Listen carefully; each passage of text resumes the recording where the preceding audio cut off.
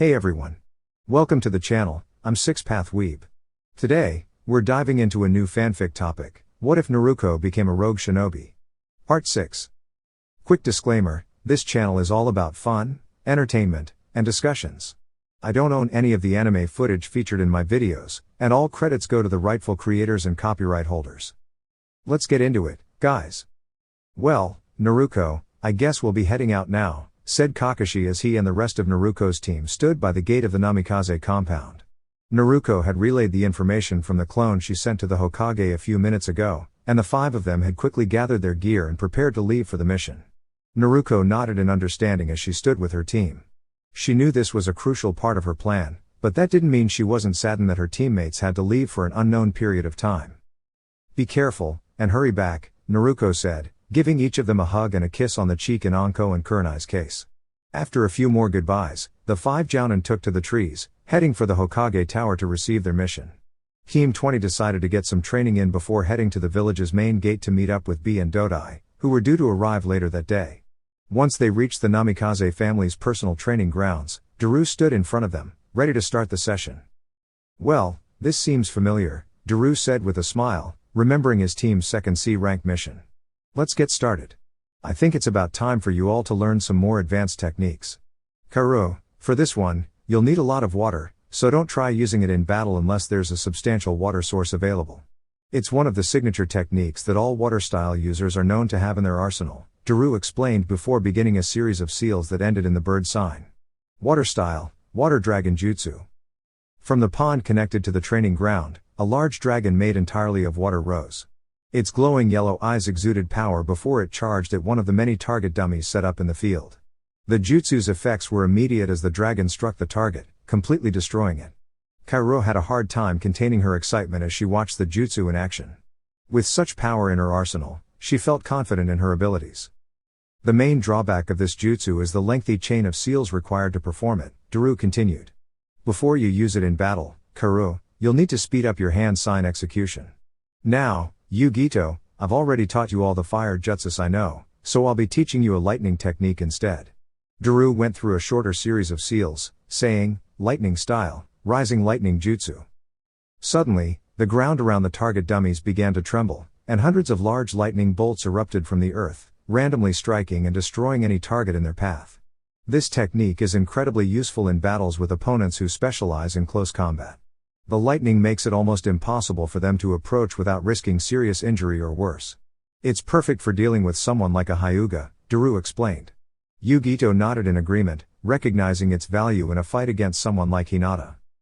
Naruko, I didn't plan on teaching you this A-rank technique until after the exams, but considering the rising threats in the village, and the possibility of Orochimaru being here as well, I'm going to make an exception, Daru said, his tone serious. The technique I'm about to teach you is a black lightning technique that can only be used with black lightning, my signature style. Naruko stood transfixed as Daru began the hand signs. Sensei's signature technique. He couldn't mean. Her thoughts were interrupted by his voice. Lightning style, Black Panther.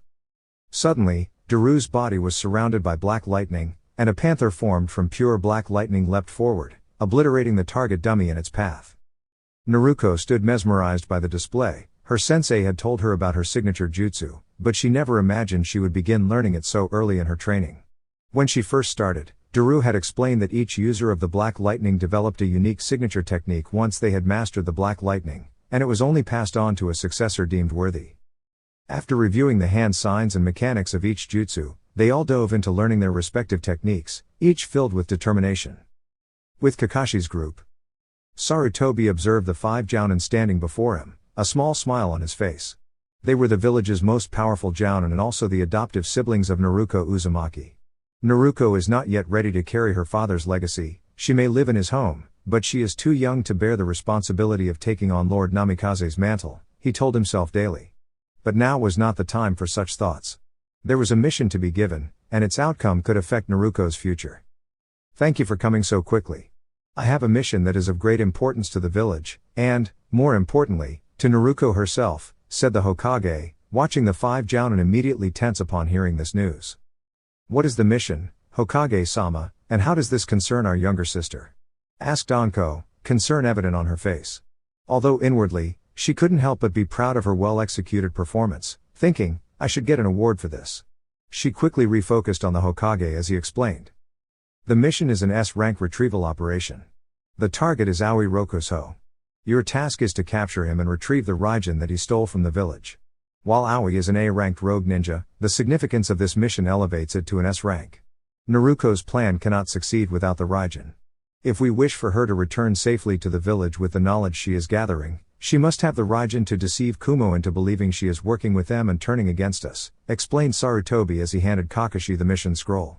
The scroll contains more detailed parameters and information on Aoi. You must leave immediately. This mission must be completed before the Chunin exams finals begin. The 5 Jounin nodded in unison and vanished in a swirl of leaves. With Team 20, 1 hour later. The 3 Jounin were diligently practicing the jutsu their sensei had demonstrated for each of them. Karu stood in the middle of the pond, soaked through, having spent the better part of the day trying to master the technique her sensei had shown. She had managed to form a dragon, but it was only a few feet long, nowhere near the enormous size of the one her sensei had created. Frustrated, she began the hand signs again, only to summon a dragon that barely reached 5 feet. Yugito, breathing heavily, took a short break to assess her progress. All around her, small craters marked the results of her numerous attempts at the rising lightning jutsu. While she had succeeded in creating lightning that broke the surface, the bolts were no more than 3 feet high and didn't have much strength to do more than surprise someone. Wiping her forehead, Yugito stood and performed the hand seals once more, calling out, lightning style, rising lightning jutsu. Several lightning bolts, about 2.5 feet tall, broke the surface.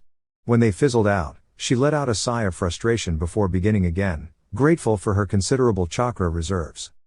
Naruko, if possible, felt even more frustrated than her teammates. Though she had managed to surround herself with black lightning, it lasted only a few seconds before the lightning faded back to its natural bluish hue.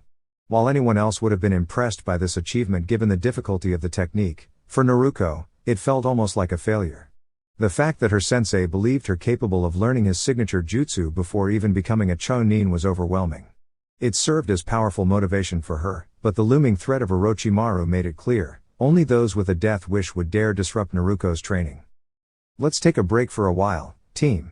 We need to go meet B and Dodai at the gates, said Daru, as his team reluctantly stopped practicing their newest techniques and walked over to him. Come on, B and Dodai are probably already waiting for us. He smiled as his team nodded and began heading back toward the village, each of them muttering about their frustrations with not being able to perfect their jutsu faster. Daru couldn't help but smirk. Despite their differences, all of them were ninjutsu specialists, and struggling with the technique was clearly driving them crazy. As they walked through the village, Team 20 couldn't shake the feeling that they were being watched. They knew it wasn't Konoha's Onbu, and they weren't being followed, but the uneasy sensation of someone observing them wouldn't fade. Meanwhile, with Hinata. Hinata stood on the roof of the main house in her clan's compound, her Byakugan activated as she scanned the village for her target. She had been trying to find him ever since her discussion with her father, and so far, there had been no trace of him. Initially, she had thought he might have left the village to return to Kumo and train for the finals. However, her father had informed her that participants in the finals weren't allowed to leave the village, which made her redouble her efforts to find the elusive blonde. Her constant use of the Byakugan, while not intentional, had helped enhance her vision range. Today, though, she had a feeling that something significant was about to happen. Something that would forever change her village's way of life. Finally, she thought, a smirk crossing her lips. She had spotted her target. He was walking through the village square toward the gates with his team. Though she would have preferred him alone, she decided to seize the opportunity. She jumped down from the roof of her clan compound, making her way toward Team 20, determined to make a connection with the young shinobi. Back with Team 20. The feeling of being watched seemed to grow stronger as they neared the gates. Each of them braced themselves for a potential fight when, all of a sudden, Yugito's body went rigid, and she tightened her grip on Naruto's arm. Daru and Kaoru exchanged concerned looks. Not many things could cause Yugito to tense up like this, especially with Naruko by her side, but when she did, it usually meant something was wrong. Naruko, while concerned, was also on high alert. She had learned to read Yugito's body language well, and when her friend tensed like this, it typically meant a powerful and threatening chakra was approaching. When her grip tightened, it meant one thing: danger was imminent. Taking a deep breath, Naruko caught a familiar scent in the air, Pheromones, but unlike the ones she had noticed during the preliminaries. These had a different energy, a powerful female presence. Tightening her own grip on Yugito, Naruko braced herself, her muscles tensed, ready for anything. It wasn't long before the source of the tension revealed itself. Hinata Hyuga dropped down in front of them with a confident smirk on her face. "Hello, Naruko," she said in a smooth voice, her eyes lingering on Naruko, causing Yugito to growl softly. Ignoring the tension she was creating, Hinata took a few steps closer to the blonde shinobi. "I'm curious, Naruko, why would someone like you, heir to two of the most powerful clans in history, choose to associate with ordinary villagers?" Hinata casually placed her hands on Naruko's arm, a smile playing on her lips. Kaoru and Daru tensed at the interaction, not because of the words, but because they could sense the potential for things to escalate. They glanced at Yugito, ready to step in if things went too far, but one look from Naruko told them she had the situation under control. Yugito's irritation grew with every passing second. She couldn't understand why Hinata, with all her confidence, would act this way. As the heiress of the Hyuga clan, it seemed to her that Hinata should know better than to encroach on Naruko's space like this. If this doesn't stop soon, I'll have to step in, Yugito thought, her eyes narrowing slightly as she prepared to keep the peace. I understand you spending time with them out of sympathy, but why would you tarnish your reputation by getting involved with one of them? What does she have to offer you and your clan? She doesn't come from a prominent lineage, and her skills as a kunoichi are not impressive. On the other hand, I am the heiress of Konoha's most respected clan, the top kunoichi of my graduating class, and not to mention, I am considered the most admired girl in the village, while she is just unremarkable. Time seemed to slow down as Hinata continued speaking. It halted completely with that final remark. Daru and Kaoru were both shocked, first by the heiress's attempt to get close to Naruko despite Yugito standing right there, and now by her insult that could trigger Naruko's fierce temper. Yugito's attempts at staying calm shattered completely after Hinata's words. "That's it. I've had enough. She's going to regret this," Yugito thought, her inner voice becoming filled with a darker edge. "You've got it, kitten. Let's show her what happens when she crosses the line." Matatabi's chakra surged through her, fueling the rage building inside her. Naruko fought to contain her anger, her fury rising with every word of insult directed at her girlfriend, but that last comment crossed a line. She was about to draw her weapon when she felt the surge of Matatabi's chakra leaking from Yugito. Deciding against escalating things further, Naruko quickly pulled her arm free from Hinata's grasp, wrapping both arms around Yugito to prevent her from losing control. Using Sunshine, Naruko whisked them both away to a quieter place where she could try to calm Yugito down. At the main gate, B and Dodai, two elite Kumo Jounin, had been waiting for Team 20 to arrive for their training session. Just as they were about to start searching for them, they spotted a familiar blonde head approaching. Smiling, they moved toward the team, but as they got closer, they noticed that Team 20 appeared distracted, almost like they were searching for someone. They quickly realized the cause of the distraction when a young girl, about their age, appeared in front of them. Even without seeing her face, they could tell by her posture and the air of superiority around her that she was from the Hyuga clan.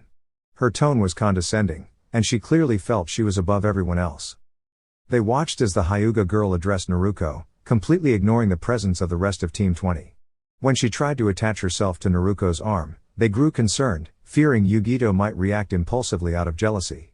Tension rose when the girl started belittling Yugito, and both men were on alert, knowing that Naruko's temper could be just as volatile as Yugito's. When the girl finished speaking, both B and Dodai immediately moved to intervene. They knew what would happen if Naruko lost control over this situation. But before they could reach them, they felt the unmistakable surge of demonic chakra as Yugito and Naruko vanished in a flash of sunshine. Back with Team 20, Daru and Kaoru let out sighs of relief before turning to the Hyuga heiress, who was now sitting in the dirt after Naruko had pulled away from her. Daru's voice was cold as he addressed the young woman, his words carrying a quiet but menacing threat. "Let this be your only warning. If you ever try to approach my student like that again, I will make sure you regret it. And believe me, there won't be much left of you after Yugito gets done with you in the finals." Hinata stood up, brushing off her clothes, then glared at the Kumo Jounin. "It doesn't matter what you say. Naruko and I are destined to be together. We both come from prestigious lineages, and we're the only ones worthy of one another. His heritage as an Uzumaki and Namikaze is unmatched, just as mine is as a Hyuga," Hinata said, turning to leave. But before she could get far, a deep voice stopped her in her tracks, sending an uncomfortable shiver down her spine. "You should listen to Daru, be said as he and Dodai joined Daru and Kaoru. Heritage means nothing when it comes to love. Naruko and Yugito care for each other deeply, and they don't take kindly to anyone trying to separate them. Together, they are a force to be reckoned with, and when they're both upset, nothing will stand in your way. Hinata scoffed before continuing her walk back to the Hyuga compound, her thoughts filled with one idea: no matter what, Naruko will be mine. The Kumo ninjas exchanged looks of concern before Daru led them back toward the Namikaze compound, knowing that Naruko and Yugito might not be returning anytime soon. Chunin Exam Stadium, a month later. Team 20 stood together in the stadium, facing a large and restless audience that had gathered for the finals of the Chunin exams.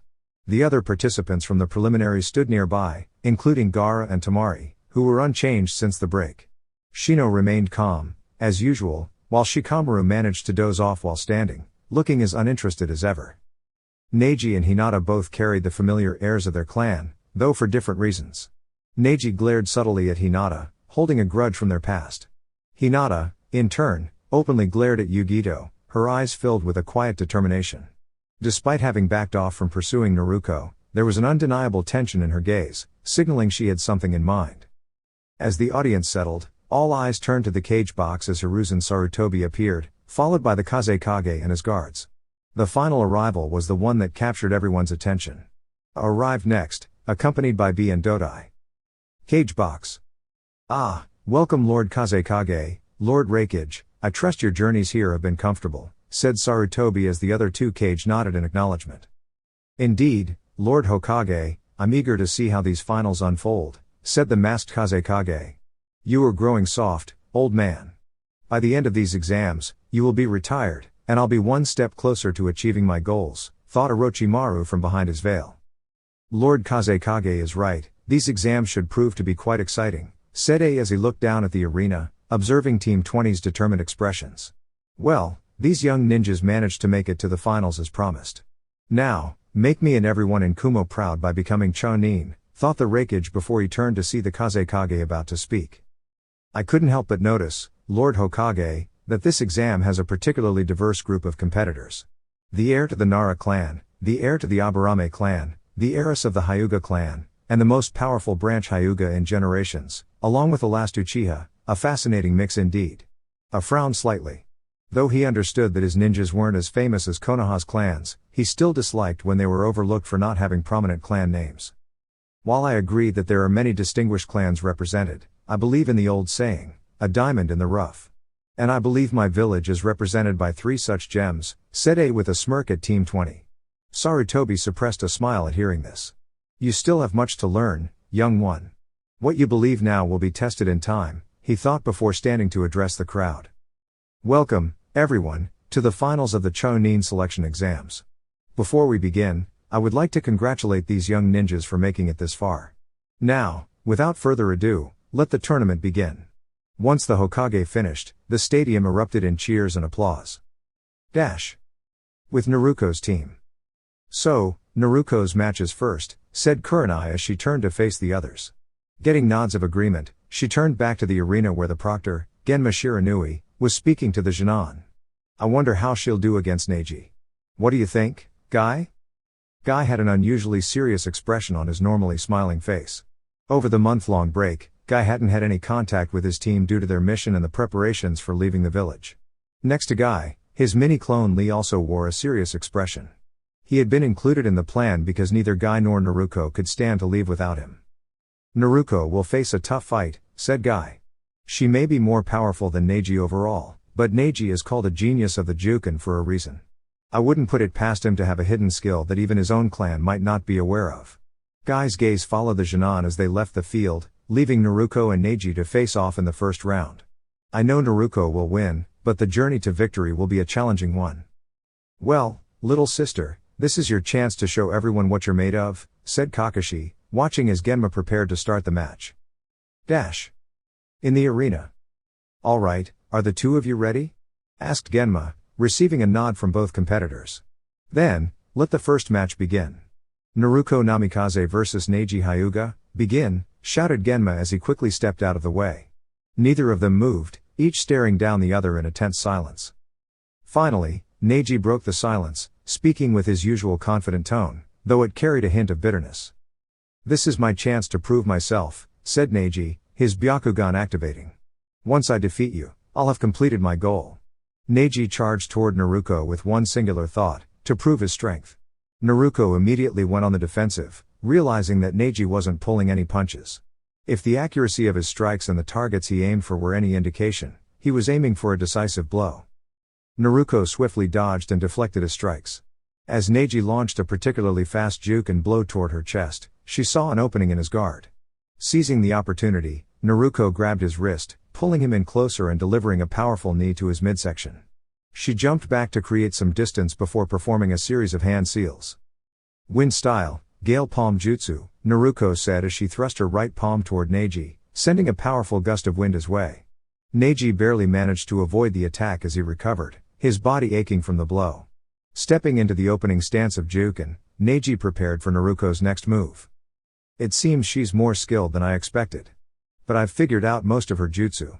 She has a strong affinity for lightning and wind style techniques, and her chakra reserves are impressive, given how little she seems fatigued. But if I can trap her within my field of divination, I'll win," Neji thought with a smirk before charging again. That took longer than expected, Naruko thought, jumping out of Neji's range. "He's analyzing my every move, but he still hasn't seen half of what I can do."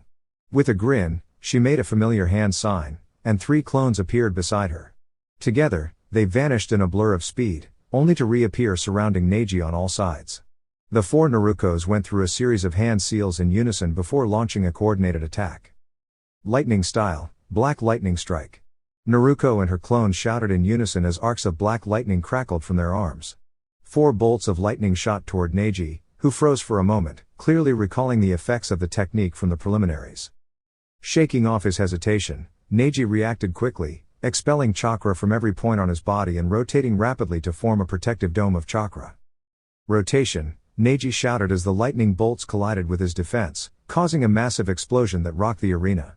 The crowd held its breath, waiting for the smoke to clear. When it did, both Naruko and Neji stood facing each other, unscathed, each waiting for the next move.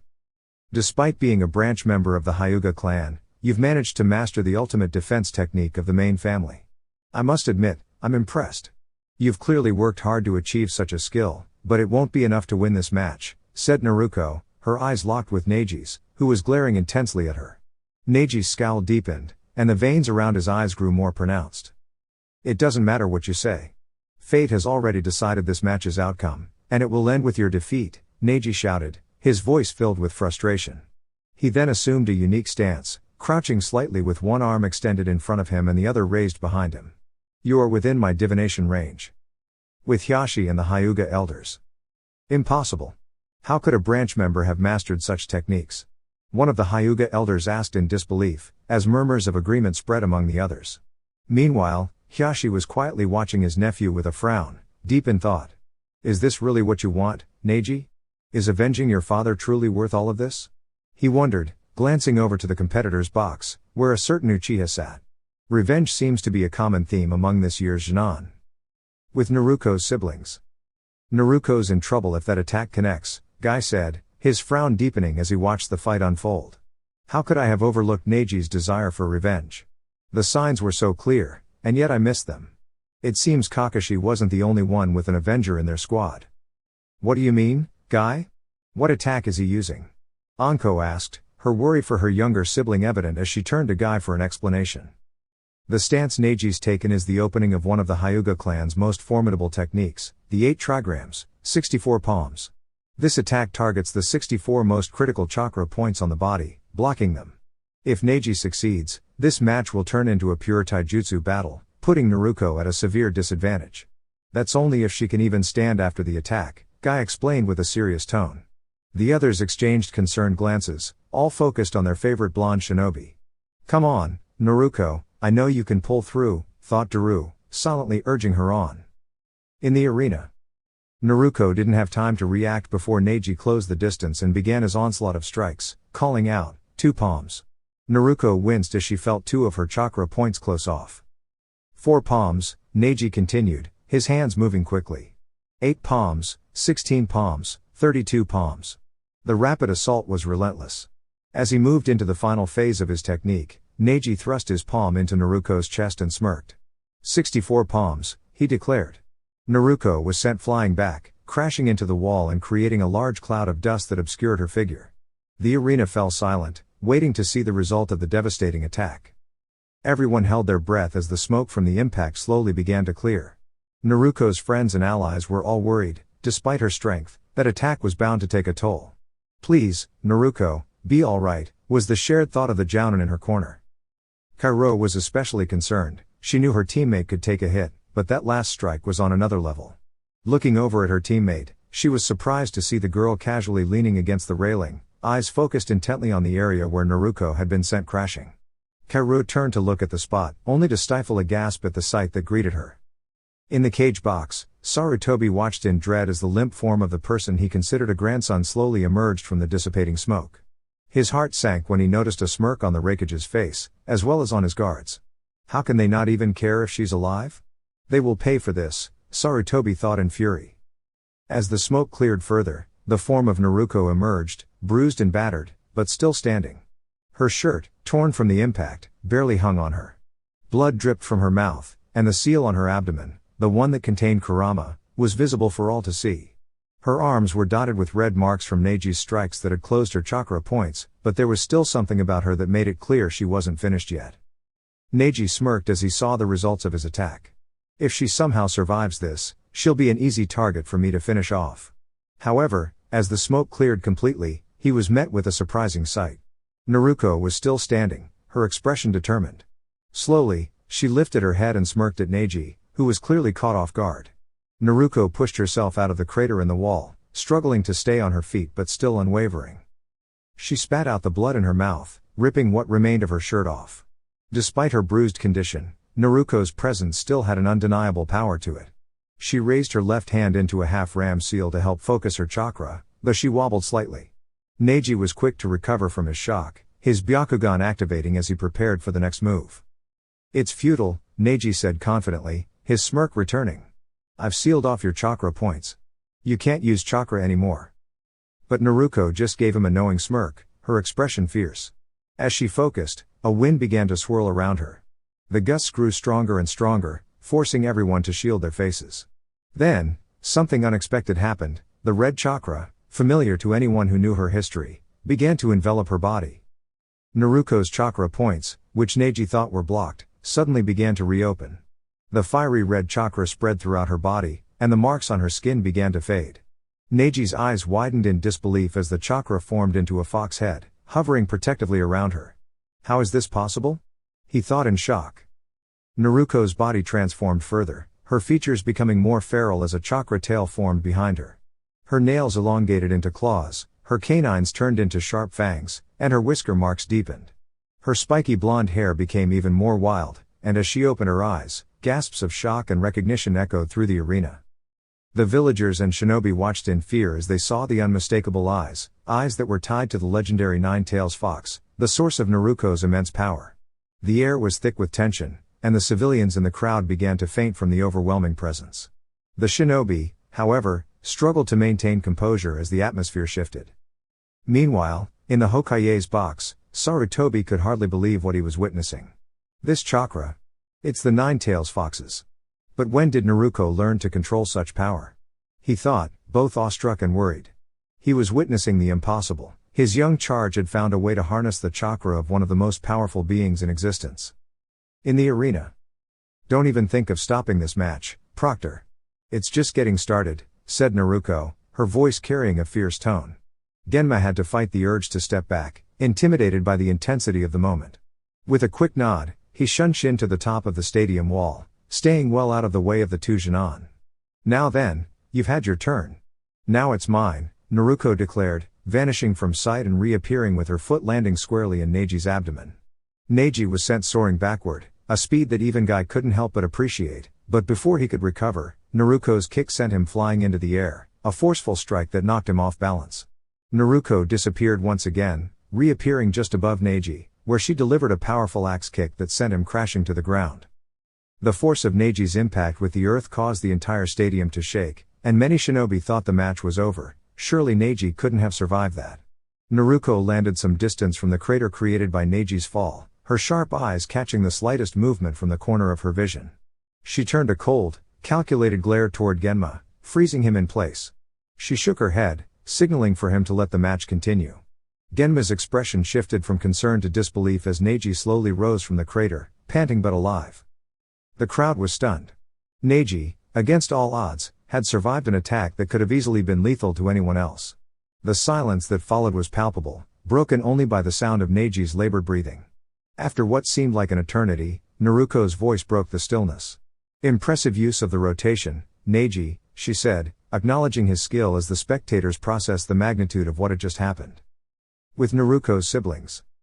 "I'll admit, that Hyuga kid is pretty clever," Daru observed, watching Naruko's younger brother facing off against the Hyuga prodigy. "Yeah, he definitely earned his title as a genius with that move," Anko remarked, her smirk growing as she watched her little brother in action. "With a physique like that, he must have quite the following, huh?" she added, teasingly raising an eyebrow. Chuckling softly, Daru exchanged a knowing glance with Anko before responding. "You have no idea, he's got a fan club of admirers following him everywhere." In the arena.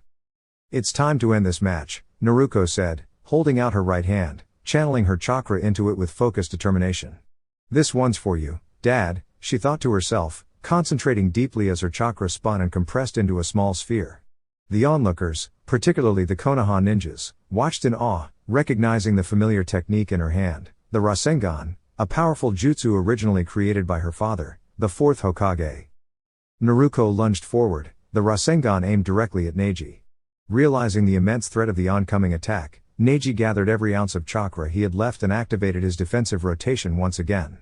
Time seemed to slow as the two forces, one defensive and the other offensive, closed in on each other.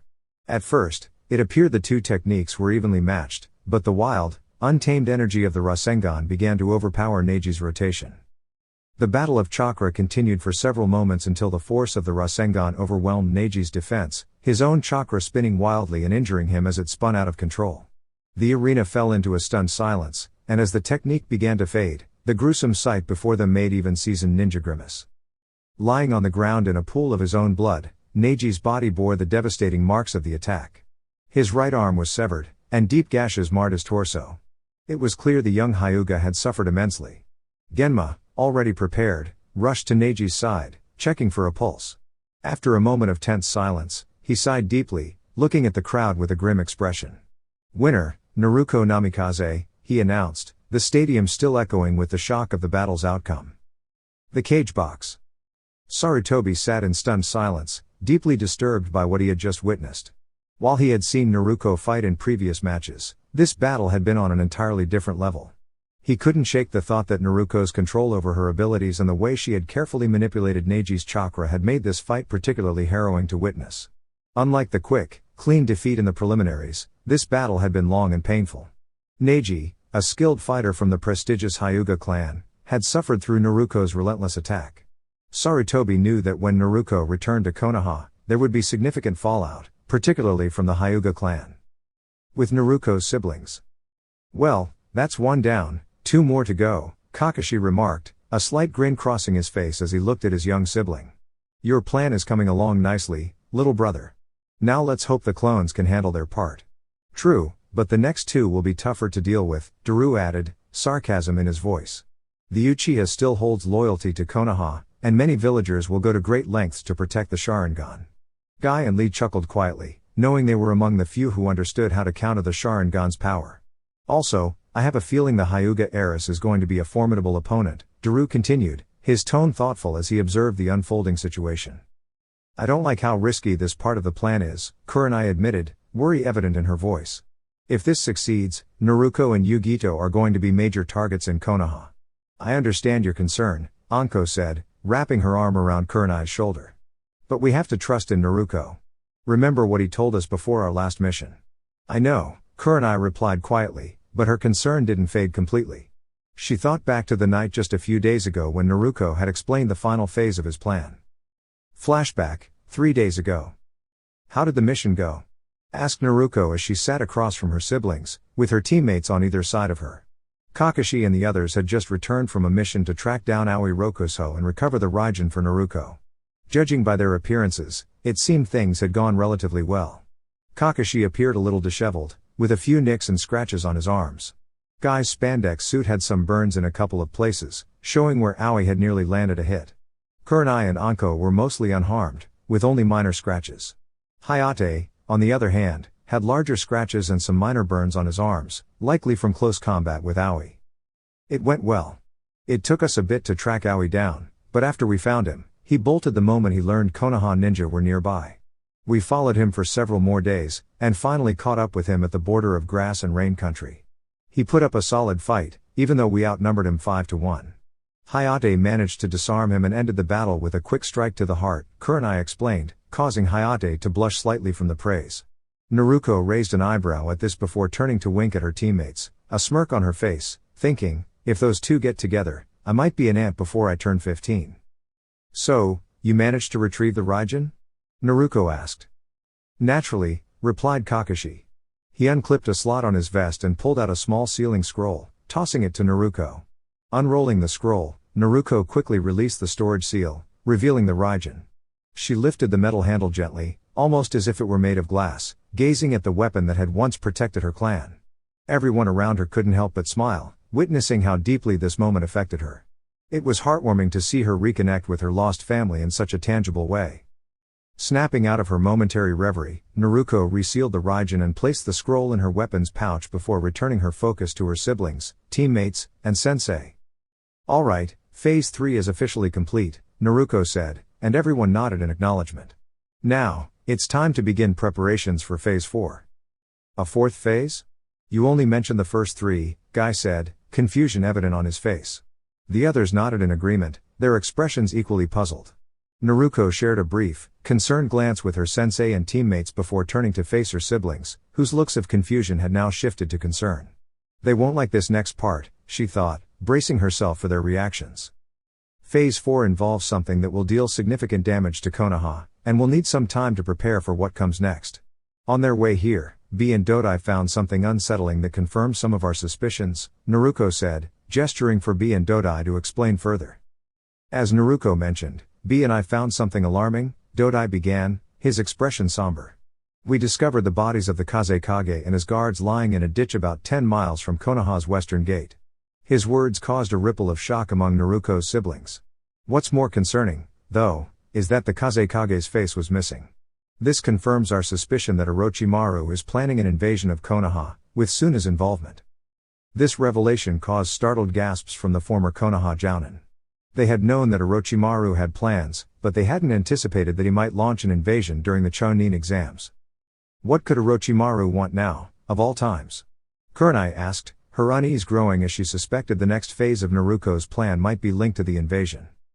His goal has always been the same, the Sharingan, Naruko answered, causing her siblings to nod in understanding. If there was one thing Orochimaru would stop at nothing to obtain, it was the Sharingan. If Phase 4 succeeds, it will deal a severe blow to Konoha and also delay Orochimaru's plans for a while. This phase will be the one our team was originally formed for, assault and sabotage. During the finals, Karu, Yugito-chan, and I will do everything in our power to ensure that Sasuke Uchiha, Hinata Hyuga, and Neji Hyuga don't survive the event. Naruko's siblings exchanged puzzled looks.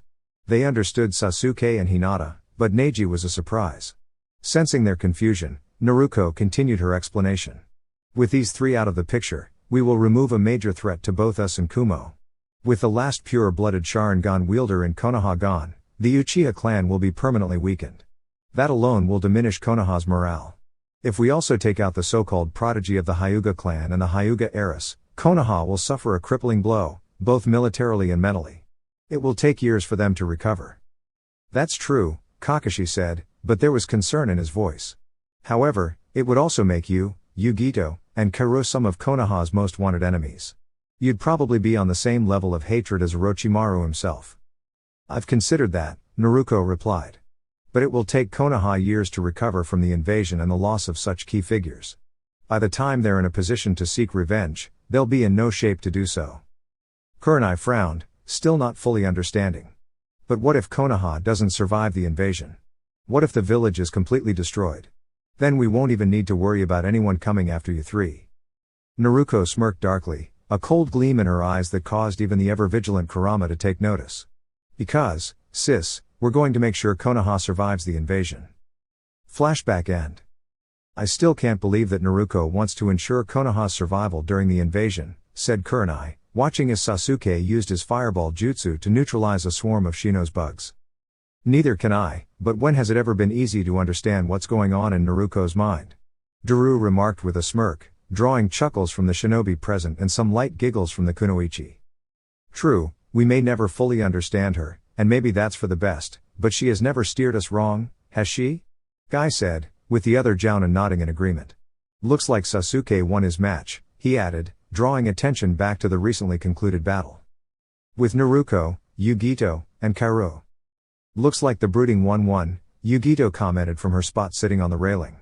Her teammates nodded in agreement as they watched Sasuke return to the competitor's box while medics took a scorched Shino away for treatment. All according to plan. Alright, Kaoru, you're up next.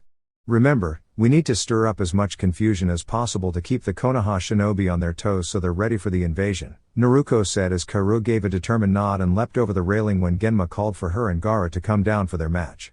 After Kaoru jumped down, Yugito cast a worried glance at her boyfriend. Do you think she'll be alright? She asked, concern evident in her voice. Though Kaoru was strong and fierce, she was still just a regular kunoichi, and facing a Jinchuriki, even one with the weakest Baijuu, was no easy task. She'll be fine, Yugito-chan. Kaoru's incredibly tough, she won't give up easily, Naruko assured with a smirk as she watched her teammate face off against the red-haired Jinchuriki. Noticing that Yugito's worry hadn't eased, she stepped closer and wrapped her arm around her waist, pulling her close. If it looks like things are getting out of hand, and she might be seriously hurt, we'll step in and stop it. Alright? She asked, causing Yugito to offer a small smile before she nodded and relaxed against her girlfriend's shoulder. In the stands. Lord Orochimaru had said he wanted to start the invasion during the Ichibi's match, but he hoped it would be against the Uchiha, thought a disguised Anbu, casting a glance toward the cage box, particularly at the imposter Kazekage. It seemed the disguised leader noticed the gaze, as they locked eyes. The Anbu, sensing it was time to act, prepared to place his genjutsu on the crowd. However, the Kazekage subtly gestured for him to wait. What could Lord Orochimaru be waiting for? Does he want Sasuke to fight the Ichibi before we begin? The Anbu's thoughts swirled with confusion as he waited for further instructions. In the arena. The third match, Kaoru vs Gaara of the Desert. Are you both ready? Genma asked, chewing on his senbone. Kaoru nodded, her eyes full of determination, while Gaara simply uncorked his gourd, letting his sand begin to swirl around him. Genma raised his arm, then brought it down, leaping back to safety. Begin. Gaara wasted no time and immediately sent his sand charging at Kaoru, hoping to overpower her before she had a chance to react. Just like Naruko said, he stays back and lets his sand do the work, Kaoru thought as she nimbly leapt out of the way. She threw a couple of shuriken into a gap in the sand, but the sand quickly closed the gap, embedding the shuriken deep within. Before Kaoru could try again, a sand clone emerged, hurling the shuriken back toward her. Kaoru performed a backflip to avoid being hit. A sand clone, huh? Looks like Gaara has better control over his sand than we first realized. Alright, let's see how he handles this, Kaoru thought before forming a series of hand seals and finishing with the bird sign. Water style, water bullet jutsu. She called, launching 5 medium-sized water projectiles at Gaara. Gaara's sand immediately reacted, forming a protective dome around him. As expected, the water bullets were about to hit when Kaoru cut the chakra holding them together. The water soaked into the sand, and the defense faltered, launching the sand at Kaoru at a slower speed. With the Jounin. Clever move, Kakashi remarked as he watched the sand continue its relentless pursuit of Kaoru, who dodged it skillfully while occasionally throwing kunai or shuriken. What did she do this time, Kakashi? Hayate asked, turning toward his fellow Jounin. The other Jounin also looked at him for an explanation, except for Daru, who wore a confident smile as he observed his student. She did something similar to her technique in the preliminaries when she immobilized Misumi. Instead of pushing lightning chakra out of her body, she pulled the chakra she used to maintain the water bullets back into her, causing the jutsu to collapse and soak the sand dome. If you look closely, the sand is moving slower than it was at the beginning of the match, Kakashi explained. The others nodded, understanding the tactic, and returned their focus to the match. With Naruko and Yugito. Good job, Kaoru. Just a little longer, Naruko murmured softly, just loud enough for Yugito to hear. Yugito looked up at Naruko with a playful smirk. When do you think she'll forfeit and reveal Gaara's true nature to everyone? She asked, glancing back at the match where Kaoru continued to fire water bullets at Gaara. Most likely after landing a direct hit on Gaara. From what Kurama and Matatabi have told us, Shukaku doesn't tolerate his host being injured. When that happens, he pumps more chakra into his host, pushing them to lose control and become dangerous. That's when we'll step in, using Kurama's and Matatabi's chakra to scare Shukaku off, Naruko explained, her eyes locked on the match as Kaoru continued to dodge the sand, now moving slower than before. It seems your young Kunoichi is facing some challenges with her opponent, said Sarutobi with a subtle smile as he observed the young Reikage. The shinobi across from him, responded with a frown that quickly shifted into a confident grin. No, she's not struggling. She's simply gauging her opponent's strength. Once she's ready, you'll see what a real kunoichi in training is capable of. Not like some of the so-called top kunoichi I've heard about, like those Uchiha fangirls in this year's class, said, his smirk widening. B and Dodai, standing beside him, shared the amusement, causing Sarutobi to frown deeper. He felt a slight sting at A's words, which seemed to insult the abilities of their village's ninja. The Kazekage, silent until now, observed the match intently. It seems this Kaoru is more skilled than I initially believed. I must remain cautious, he thought to himself, signaling one of his guards to relay a command to the invasion force. Make sure the Kumo ninja in the village are handled. In the arena. Something doesn't feel right, thought Gaara as his sand shielded him from Kaoru's swift movements. Kaoru, flipping over another wave of sand, swiftly scaled the arena wall, launching a barrage of kunai toward him. As expected, Gaara's sand moved to protect him, but this time, it was slower, allowing one of the kunai to graze his cheek. Time seemed to slow as everyone watched in disbelief. Gaara's ultimate defense had been pierced. But instead of blood flowing from the wound, sand poured out. What is that? Is it some kind of armor? Kaoru wondered, before drawing her katana and channeling her lightning chakra into it, shaping it into a serrated edge. I'll see if this works, she murmured to herself, before leaping from the wall and striking at Gaara. Kumo style, lightning saw, Kaoru called as she launched a lightning-charged saw toward Gaara. As expected, his sand moved to defend him, but the electrical current of the saw disrupted the defense. The sand, immobilized by the lightning, failed to stop the saw as it sliced through the sand and cut across Gaara's stunned form. Gaara, still in shock, barely managed to dodge the attack, but not without injury. His left arm hung limp at his side, a deep burn marking the spot. He stared at his arm, his shock evident. What is this? He thought, watching a single drop of blood fall from the wound, landing in his hand. The arena seemed to hold its breath. Gaara stood frozen, and a strange aura surrounded him as his sand began to swirl faster. Blood. My blood, Gaara muttered, his eyes flashing as his sand swirled around him more rapidly. Now. Naruko and Yugito thought in unison, speeding forward to intercept Kaoru. Both were enveloped in their own chakra cloaks, exuding a powerful presence. The atmosphere grew tense as the aura of 3 by Juu filled the arena, an aura that even the civilians could feel. Those who had experienced the Kyuubi's power shuddered in fear, while others struggled to stay conscious. Cage box. That girl. She's a Jinchuriki too? Sarutobi thought, his eyes wide with surprise as he watched his grandson and the Kumo Kunoichi flare their chakra. A quick glance at his fellow Cage revealed mixed reactions. The Kazekage appeared slightly shaken but, if one looked closely, there was a faint smirk beneath his veil. Too, had a grin on his face, his bodyguard smirking along with him.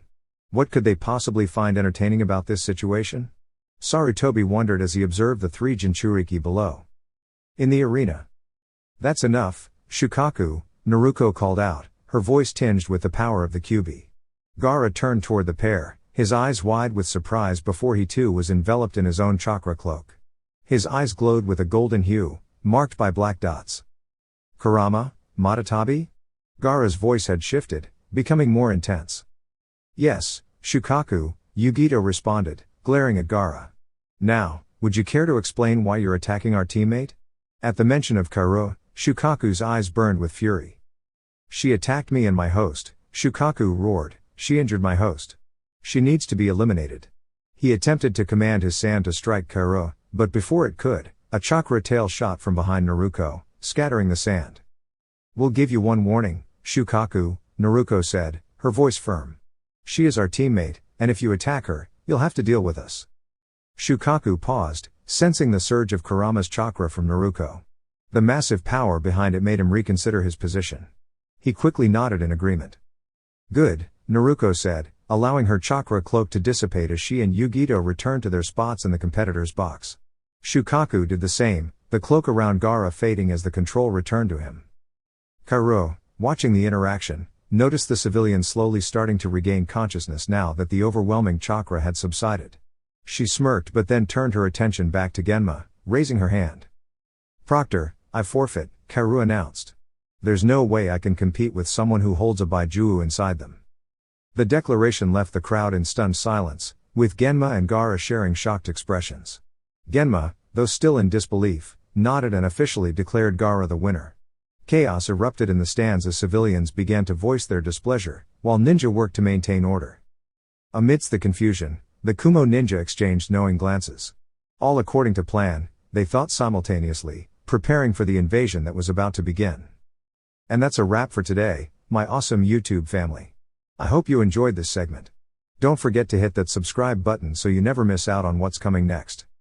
Thank you for your support, and until next time, stay awesome. 6 Path Weeb out.